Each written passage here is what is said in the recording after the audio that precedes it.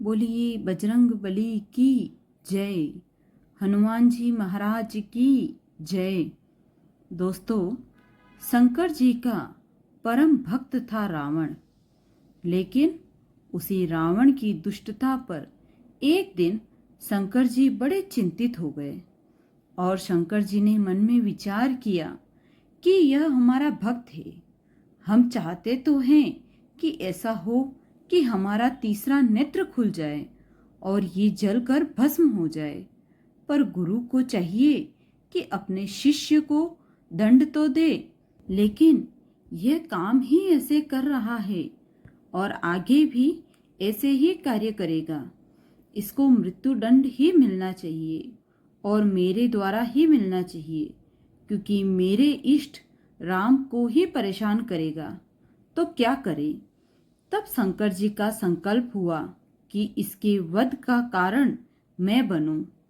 तब शंकर जी के मन में आया कि वह 11वें रुद्र श्री हनुमान के रूप में जाएंगे और हम ही कारण भूत बनेंगे इसके वध का, और एक पंथ दो काज होंगे। रावण का वध भी हो जाएगा और मेरे इष्ट श्री राम की भक्ति मैं करूंगा, सेवा भी करूंगा, उनसे प्रेम भी करूंगा।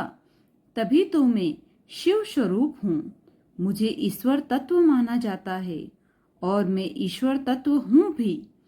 इस कारण से कई बार ऐसा होता है कि अगर शिव जी को राम जी का भक्त बता दो तो सब बड़े नाराज हो जाते हैं कि हमारे शंकर जी बड़े हैं, आप उनको राम भक्त क्यों कह रहे हो। कई बार राम शंकर जी को कृष्ण भक्त बता दो तो सभी लोगों को बड़ा गुस्सा आता है। बोले, हमारे ठाकुर जी, हमारे महादेव कोई कृष्ण के भक्त हैं। लेकिन वास्तविकता यही है, आप मानो या मत मानो। आप मंदिर में जाकर ओम नमः शिवाय कहते हैं महादेव के आगे, उनको प्रसन्नता होती होगी। लेकिन आप मंदिर में जाकर राम राम कहते हैं तो महादेव अत्यंत प्रसन्न हो जाते हैं। सहस्त्र नाम सतुल्यम, राम नाम वरण हजारों बार कोई राम नाम कहता है, तब राम नाम उनको सुनने के लिए महादेव स्वयं प्रकट हो जाते हैं। कृष्ण नाम सुनकर के स्वयं प्रकट हो जाते हैं। महादेव ने विचार किया कि मेरे इष्ट की सेवा भी हो जाए और ये दुष्ट रावण का वध का कारण भी मैं बनूं। तब महादेव ने विचार किया और ऋषियों से कहा कि ऐसा हमारा मन का विचार है कि हमारा ही तत्व जाए पृथ्वी पर और राम की सहायता करे रावण के वध में और राम जी की सेवा आराधना भी कर ले। तब ऋषियों ने कहा, महाराज, इस धरा धाम पर पृथ्वी पर आपके तेज को धारण करने का सामर्थ्य किसी स्त्री में नहीं है, कौन धारण करेगा। तब ब्रह्मलोक की एक अप्सरा थी, उनका नाम था पुंजस्थला। उन्होंने एक ऋषि का उपहास किया और उपहास के कारण ऋषि ने उनको श्राप दे दिया कि तुम वानरी हो जाओ। इतनी जोर से हंस रही हो, संतों के ऊपर एक बात बता दे, जो भी संत महात्मा पर, वैष्णव पर या उनकी भक्ति पर हंसी करते हैं उनको वानर बनना पड़ता है अगले जन्म में। इसलिए कभी किसी भक्त की हंसी मत करना। पुंजस्थला को श्राप दे दिया। बोले, जाओ तुम बंदरी बन जाओ।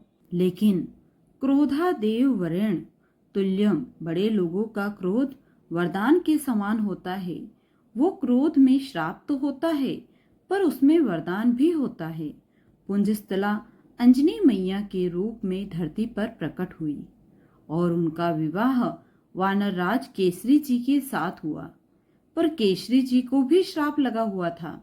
ऋषियों ने श्राप दे रखा था कि आपकी कोई संतान नहीं होगी, तो ये कैसे संभव हो। और तभी महादेव ने मन बनाया कि हमारा अंश स्वरूप पृथ्वी पर आए। तो महादेव की नित्य आराधना करती थी अंजनी मैया। ऋषियों ने अंजनी मैया को चुना। बोले, यही है जो महादेव के तेज को, महादेव के बल को और महादेव के जो आत्म तत्व है उसको अपने भीतर स्वीकार कर सके, इनका तप अद्भुत है। और क्यों न हो, विवाह के उपरांत भी ब्रह्मचारिणी थी अंजनी मैया। एक दिन पर्वत पर बैठ करके अंजनी मैया महादेव की उपासना कर रही थी। तभी उनको स्पर्श का अनुभव हुआ। तुरंत अंजनी मैया ने नेत्र खोल करके कहा, मैं श्राप दे दूंगी। कौन है? मेरा स्पर्श करने की हिम्मत किसने की? तभी पवन देव प्रकट हो गए और पवन देव ने कहा कि माँ, मुझे क्षमा करे, पर मेरा स्पर्श का अधिकार सबको है। मैं सबको स्पर्श कर सकता हूँ। मेरा स्पर्श अपवित्र नहीं होता। इस पृथ्वी पर चींटी से लेकर के हाथी तक कोई भी नहीं है जो मेरे स्पर्श से वंचित रहता हो। इसलिए आप बिल्कुल मुझे शापित मत कीजिए। मेरा स्पर्श करने का अधिकार तो सबको है। अंजनी मैया बोली, तो फिर मेरा विशेष स्पर्श क्यों किया आपने? तब उन्होंने पूरी बात बताई। बोले, माँ, महादेव की इच्छा है उनका तत्व प्रकट हो।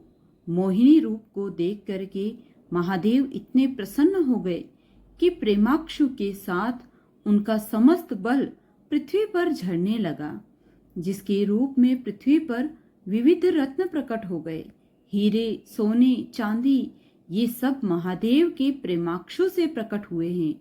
और उन्हीं प्रेमाक्षु से कई ऋषियों ने अपने अपने प्रेम पुटों में धारण किया। उन्हीं में से एक बिंदु मुझे प्राप्त हुआ और मुझे ऋषियों की आज्ञा हुई कि मैं आपके अंदर उसको व्यवस्थित कर दूं, ताकि महादेव का जो 11वां रुद्र स्वरूप है वह आपसे प्रकट हो। इसलिए मैंने आपको स्पर्श करके आपके करणपुट में महादेव का वह योग बल आपके भीतर व्यवस्थित किया है। अब आप जल्दी ही एक दिव्य, भक्त, बलवंत और दिव्य श्रेष्ठ बालक को जन्म देंगी। कितने पिताजी हनुमान जी के पवन पुत्र शंकर सुमन और केसरी नंदन पवन देव के वे पुत्र हैं। हनुमान जी के शंकर अब यहाँ पर ऋषियों का संतों के शंकर स्वयं केसरी नंदन। शंकर स्वयं ही आए हैं और शंकर सुवन यानी उनके पुत्र। किसी का भाव ऐसा भी है कि स्वयं शंकर जी के पुत्र कैसे हो सकते हैं? स्वयं शंकर जी आए तो इसलिए शंकर स्वयं केसरी नंदन। अब जो भी बात हो, इसका विवाद तो बड़े लोग ही करते रहें। हम तो बालक हैं, हम तो जैसा मिले गाते रहेंगे, आनंद करे सब। 3 पिताजी है। इस प्रकार आज ही के दिन अंजनी मैया ने दिव्य कोख से दिव्य तेज प्रकट हुआ और पृथ्वी पर प्रकट हुए। इस पृथ्वी के रक्षक, भक्तों के रक्षक, दानवों का दलन करने वाले प्रभु श्री राम के अनन्य भक्त पवन पुत्र श्री हनुमान जी महाराज। हनुमान जी महाराज की जय हो।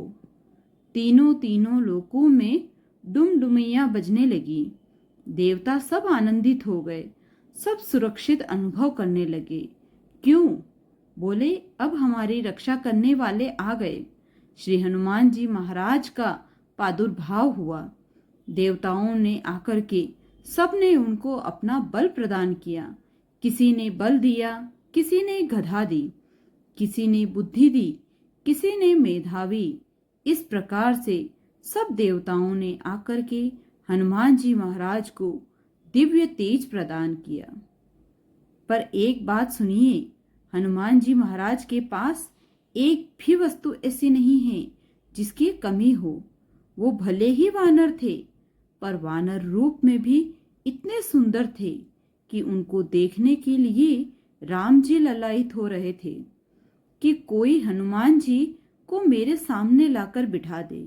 आज भी अनेक हनुमान मंदिरों में हनुमान जी के सामने ही राम जी बैठे होंगे। प्रियतम को सामने बिठाया जाता है। भले ही भक्त हैं हनुमान जी, लेकिन राम जी को उनका दर्शन इतना अच्छा लगता है, पूरा विश्व राम जी को देखता है, पर राम जी हनुमान जी को देखते हैं।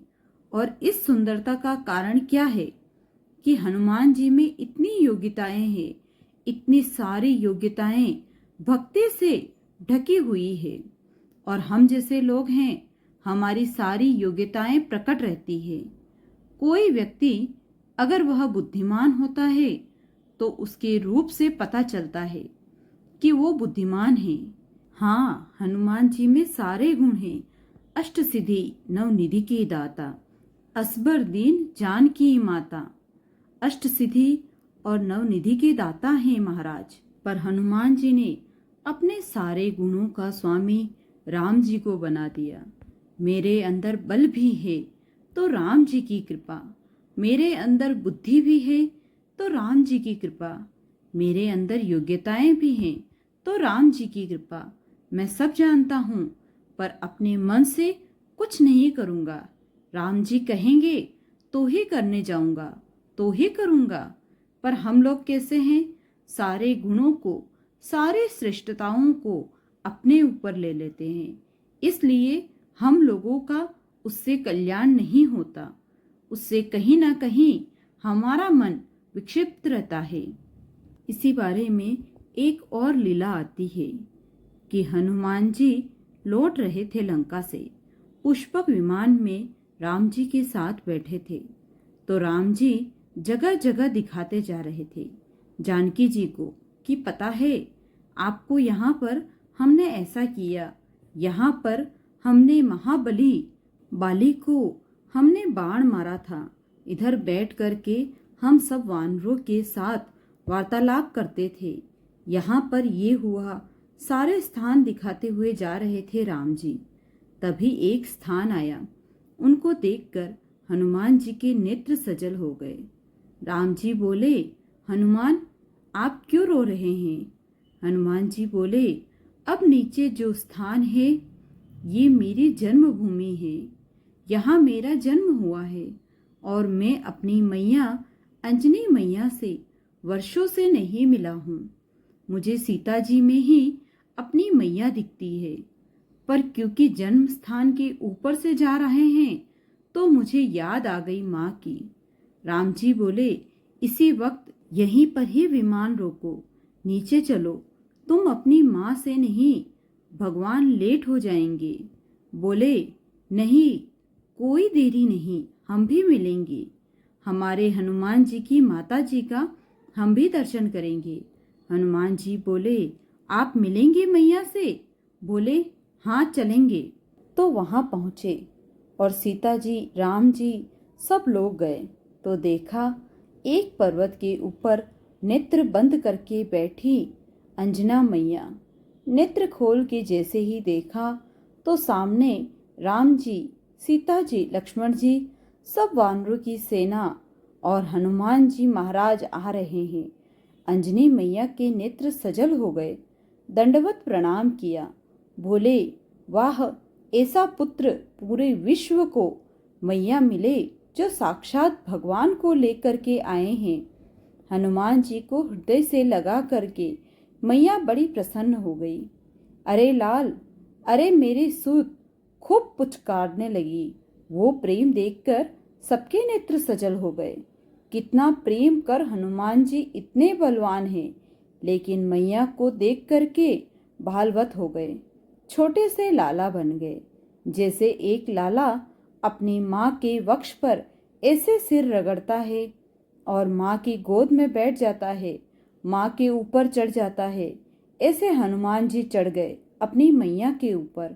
और श्री अंजनी मैया एक बालवत जिसे लाला को प्रेम करती है, ऐसे हनुमान जी को हृदय से लगाकर खूब पुचकार रही। हनुमान जी के नेत्र सजल हो गए, राम जी के नेत्र सजल हो गए देख करके कि अंजना मैया के इस प्रेम को।